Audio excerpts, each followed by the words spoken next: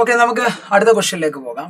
Question number 13 എന്താ ചോദിച്ചിരിക്കുന്നത്? If the root mean square velocity of hydrogen molecule at a given temperature and pressure is 2 km/s.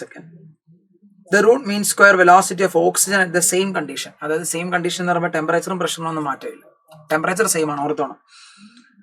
V R M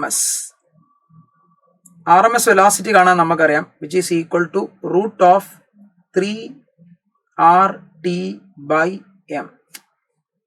ഇതുപോലെ തന്നെ നമ്മൾ ഇലക്ട്രോണിന്റെ average velocity കാണാൻ, നമ്മൾ തെർമൽ വെലോസിറ്റി കാണാൻ റൂട്ട് 3kT/m എന്നൊരു ഇക്വേഷൻ യൂസ് ചെയ്യുന്നുണ്ട്.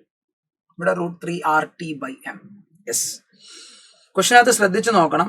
എന്തായാലും 3 6 ഒക്കെ കോൺസ്റ്റന്റ് ആണ്, ടെമ്പറേച്ചർ ഓൾറെഡി കോൺസ്റ്റന്റ് ആണ്. ഇതാരാ? മോളിക്കുലാർ വെയിറ്റ്, എം ആയിട്ട് മാത്രമേ ഡിപ്പെൻഡൻസി ഉള്ളൂ. സോ നമുക്ക് പറയാൻ പറ്റും V R M S inversely proportional to root M ആണ്. ക്ലിയർ?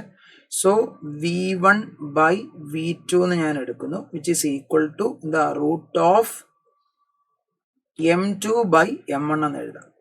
കാരണം മാസമായിട്ട് ഇൻവേഴ്സ് റേഷ്യോ ആണ്, അപ്പം റേഷ്യോ തിരിച്ചെഴുതും, root of M2/M1. So which is equal to V1 എത്രയാണ്? 2 km/s. V2 ആണ് നമുക്ക് കണ്ടുപിടിക്കേണ്ടത്, which is equal to root of M2/M1. Molecular weight of hydrogen എത്രയാ? ഹൈഡ്രജന്റെ മോളിക്കുലാർ വെയിറ്റ് 2 ആണ്. ഓക്സിജന്റെ മോളിക്കുലാർ വെയിറ്റ് എത്രയാ? അത് 32 ആണ്. യെസ്, അപ്പൊ റൂട്ട് ഓഫ് എന്ത് വരും?